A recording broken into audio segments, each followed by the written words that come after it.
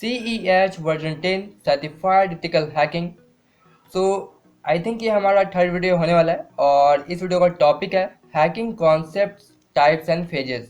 So what is hacking, who is hacker, types and phases के बारे में देखेंगे। आप लोगों को लग रहा होगा कि हम लोग ये CH वर्जन 10 का थ्योरेटिकल वीडियो क्यों अपलोड कर रहे हैं अपने यूट्यूब चैनल पर, प्रैक्टिकल कहाँ पर है। एक एग्जांपल देता हूँ आप लोग के लिए। अगर आप बेसिकली बहुत सारे क्या होता है ना कि अगर एथिकल हैकिंग में बात करें हम लोग, तो एथिकल हैकिंग में ऐसे बहुत सारे टूल्स है, सॉफ्टवेयर है जिनका आप इस्तेमाल करके हैकिंग कर सकते हैं। जी हाँ, आप लोग ऐसा कर सकते हैं, लेकिन अगर आपको पता ही नहीं कि वो टूल, वो टेक्निक किस तरीके से काम करती है, किस तरीके से वर्क करती है, तो आप किस तरीके से अटैक करेंगे, आप किस तरीके से उस टूल का इस्तेमाल करेंगे। सेम कॉन्सेप्ट यहाँ पर हम लोग के पास आता है CH वर्जन 10।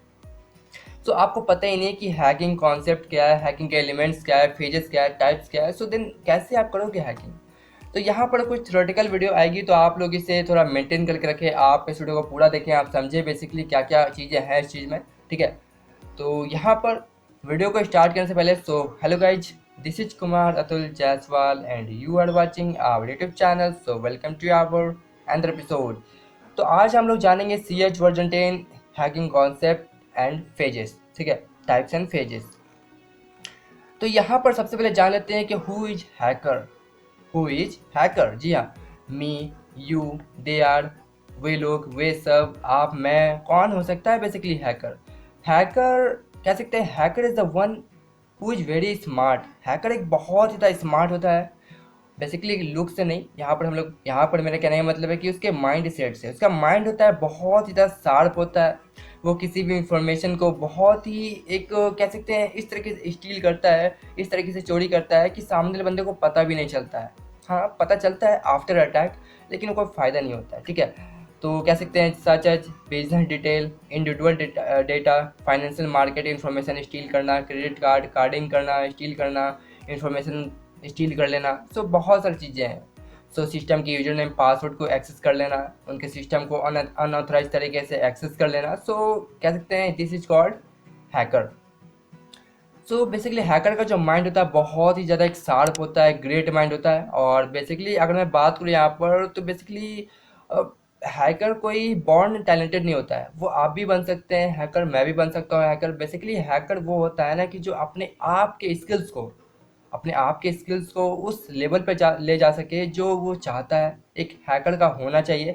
तो हैकर आप भी बन सकते हैं, ऐसा बात नहीं है। आपके माइंड में एक मिथ होता है कि वो एक बॉर्न टैलेंटेड है, ऐसा कुछ नहीं होता है।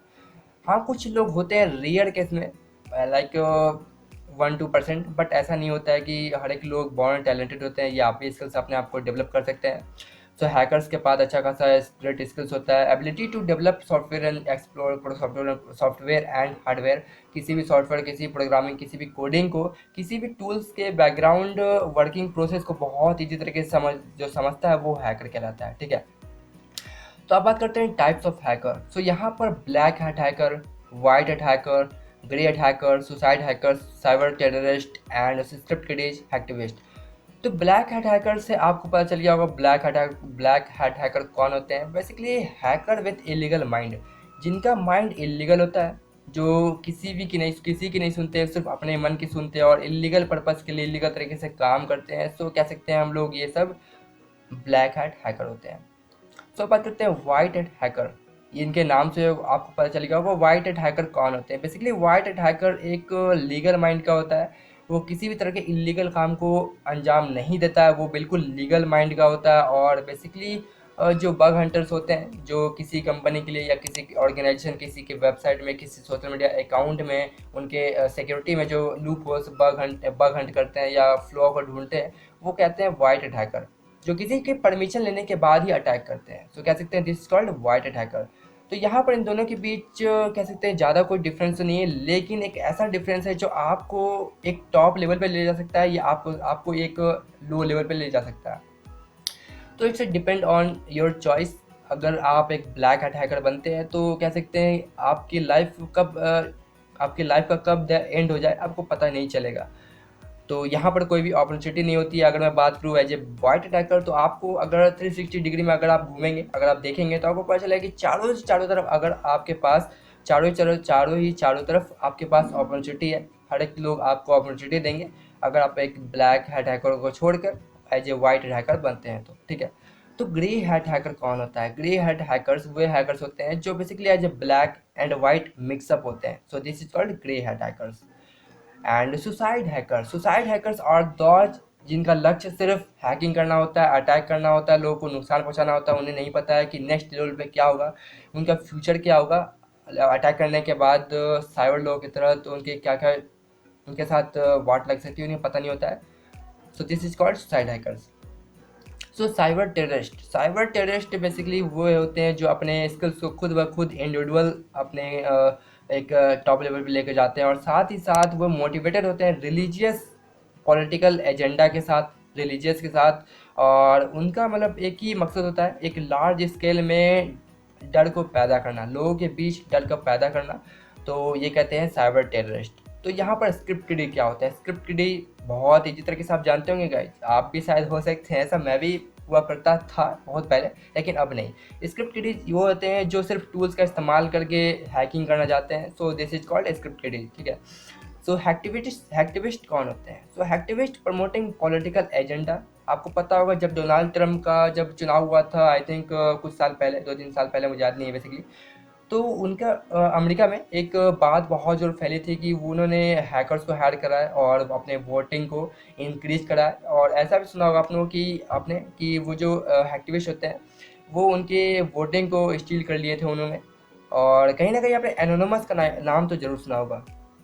तो एनोनिमस क्या करते हैं, उनके अगर पॉइंट ऑफ व्यू से देखा जाए तो जो भी इलीगल तरीके की चीज़ें हैं, जो भी यूजर्स के प्राइवेसी का गलत इस्तेमाल कर रहा है, वो उन चीज़ों से बहुत ज़्यादा नफरत करते हैं। और ऐसे लोग या ऐसे जो एनोनिमस होते हैं वो इन चीज़ों को बहुत ज़्यादा नफरत करते हैं और इन चीज़ों को कह सकते हैं एक डिसेबल कर देते हैं, या उनके सर्वर को, उनके वेबसाइट, उनके सोशल साइट, उनके नेटवर्किंग को पूरी तरीके से डिस्ट्रॉय करते हैं। So this is called anonymous, या कह सकते हैं hacktivist. Okay, so hacking, what is hacking? So hacking is identifying weakness in computer system or network to exploit its weakness, gain access. So example of hacking. So before that हम लोग जानेंगे hacking क्या होता है। Hacking means किसी भी network, किसी भी सिस्टम में कोई वीकनेस पता करना, कोई लूप होल्स पता करना, कोई सिक्योरिटी में कमी है क्या, इस तरह की चीज़ों को पता करना और उसके बाद उसे एक्सप्लॉइट करना, और उसके बाद उस सिस्टम में, उसके नेटवर्क में अनऑथराइज तरीके से एक्सेस लेना। तो ये कहलाता है हैकिंग। और hacking basically as a white hacker देखा जाए तो बेसिकली लीगल भी होता है। बहुत सारी चीज़ें हैं जो लीगल पर्पज़ के लिए काम किया जाता है, सो वो भी एक हैकिंग ही कहलाते हैं। सो एग्जांपल ऑफ हैकिंग देखा जाए तो यूजिंग पासवर्ड क्रैकिंग एल्गोरिदम का इस्तेमाल करके किसी भी सिस्टम, किसी भी नेटवर्क में अनऑथराइज तरीके से एक्सेस लेना। सो दिस इज कॉल्ड हैकिंग। तो टाइप्स ऑफ हैकिंग यहाँ पर नेटवर्क हैकिंग आती है, website hacking, computer hacking, password hacking, email hacking. तो इस तरीके से यहाँ पर मैंने 5 लिखा है types of hacking. Hacking phases. So hacking में डीपली कॉन्सेप्ट में जाने से पहले आपको पता होना चाहिए कि बेसिकली हैकिंग के फेजेस क्या है, एलिमेंट्स क्या है उनके, ठीक है।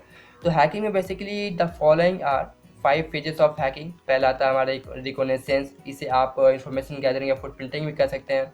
स्कैनिंग करते हैं, gaining access, maintaining access, clearing attacks. तो आइए जानते हैं डिटेल में। तो रिकॉग्निशंस या इंफॉर्मेशन गैदरिंग ये क्या होता है? अगर आप किसी भी नेटवर्क, किसी वेबसाइट में, किसी भी ऑर्गेनाइजेशन में, किसी भी कंपनी में या उनके वेबसाइट में अगर अटैक करना चाहते हैं तो आपको सबसे पहले इंफॉर्मेशन गैदरिंग करना होता है। आपको पता ही नहीं है कि जो आपने टारगेट करा है जिस कंपनी को, उस कंपनी की वेबसाइट क्या है। तो आप कैसे उनकी वेबसाइट को अटैक करोगे, कैसे उनकी वेबसाइट के सर्वर को डाउन करोगे, कैसे DDoS अटैक करोगे।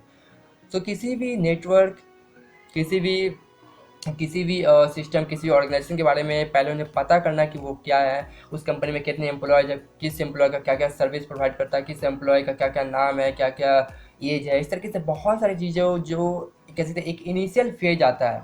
इनिशियल फेज में ही हम लोग रिकॉग्निशंस को रखते हैं, ठीक है। तो जितनी भी चीज़ें जो आपको इन्फॉर्मेशन गैदरिंग करनी होती है उनके बारे में अटैक करने से पहले, तो हम लोग रिकॉग्निशंस या फुटप्रिंटिंग में करते हैं, दोनों एक चीज़ें हैं, ठीक है।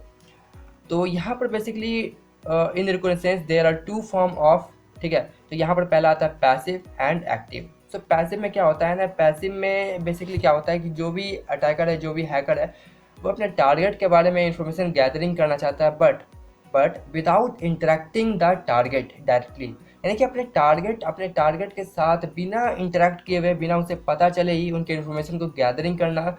सो this is called passive recognisance.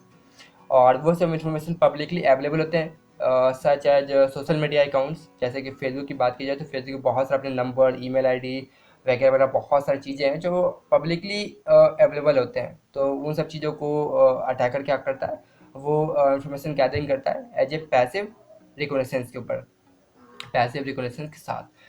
So then active recognisance में क्या होता है कि जो अटैकर होता है वो डायरेक्ट इंटरेक्ट करता है अपने टारगेट के साथ।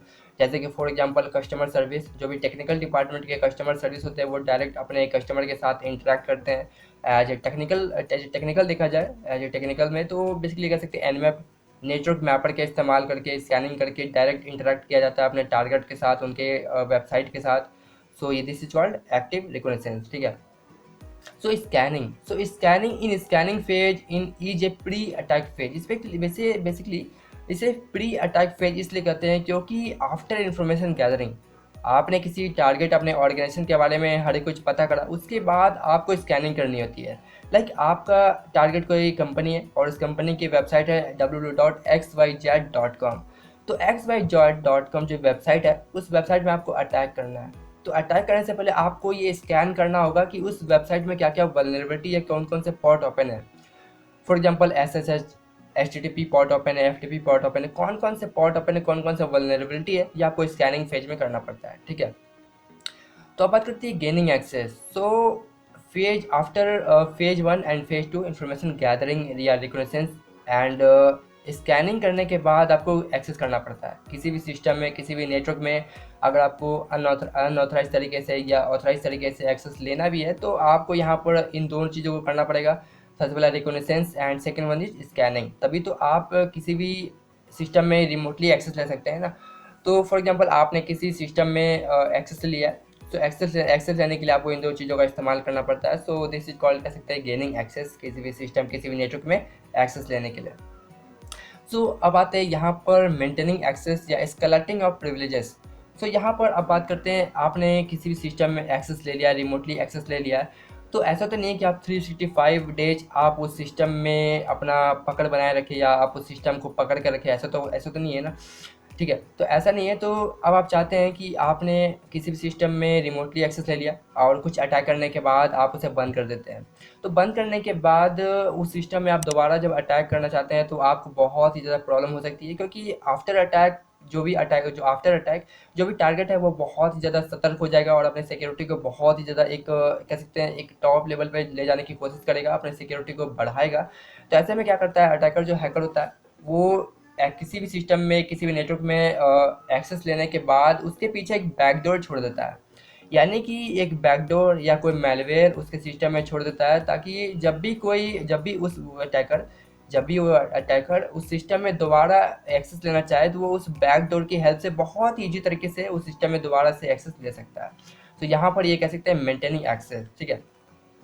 सो अब बात करते हैं क्लियरिंग टैग्स क्या होता है। क्लियरिंग टैग्स मीन गाइज, जैसे कि मैंने आपके सिस्टम पर अटैक करा, पहले तो फुटप्रिंटिंग आया, फिर स्कैन करा, फिर उसके बाद आपके सिस्टम में एक्सेस करा, उसके बाद मैंने आपके सिस्टम से एक बैकडोर बनाया, उसके बाद मैं उस सिस्टम को मैंने छोड़ दिया। लेकिन उस सिस्टम पे जो भी मैंने चीज़ें करा, जो भी फोल्डर बनाई, जो भी उसमें जो भी मैलवेयर स्प्रेड करा, जो भी मैलवेयर को मैंने डाला आपके सिस्टम में, जो भी चीज़ें आपके सिस्टम में मैंने की, वो सब एविडेंस के रूप में मैं ऐसा रहने नहीं दूंगा। यानी कहने मतलब ये है कि जो भी उस सिस्टम में मैंने किया, वो सब लॉग को, वो सब जो सब काम हुई, उन सब काम को मैं डिलीट कर दूंगा। यानी कि उसके लॉग को मैं यहाँ पर क्लियर कर दूंगा, ताकि मेरा सिस्टम अटैक होने के बाद, मेरा अपना काम होने के बाद, अगर वो कोई फॉरेंसिक टीम उस चीज़ को, उस सिस्टम को अगर वहाँ पर फॉरेंसिक करती है, यानी कि उसमें कुछ पता करती है कि किस तरह किस अटैक हुआ, क्या क्या चीज़ें हुई, तो वो सब मैं वहाँ पर क्लियर कर दूंगा। तो उसके बाद मेरा जो एविडेंस है वो वहाँ पर मिट जाएगा। तो ऐसे में बहुत ही मुझे बेनिफिट हो सकता है as a attacker, as a hacker, ठीक है। तो यहाँ पर क्लियर ट्रैक्स का मतलब यही होता है कि जो भी एविडेंस है उस एविडेंस को मिटा देना। सो आई होप गाइस आपको बहुत ही ज़्यादा मजा आएगा। अगर आप हमारे चैनल पे नए तो प्लीज़ नीचे के सब्सक्राइब बटन क्लिक करते हैं, बगल के बेल के आइकन प्रेस कर दे और नीचे की लाइक बटन पे क्लिक करना बिल्कुल ना भूलें। और इस वीडियो को अपने फ्रेंड के साथ जरूर शेयर करेगा, जब अपने व्हाट्सएप ग्रुप, फेसबुक ग्रुप, हर एक जगह फैला देगा। जब अपने भाई को सपोर्ट करें, हमारे यूट्यूब चैनल को बहुत ज़्यादा आपकी सपोर्ट की ज़रूरत है। सो इस वीडियो के लिए इतना ही। Thank you so much and good bye.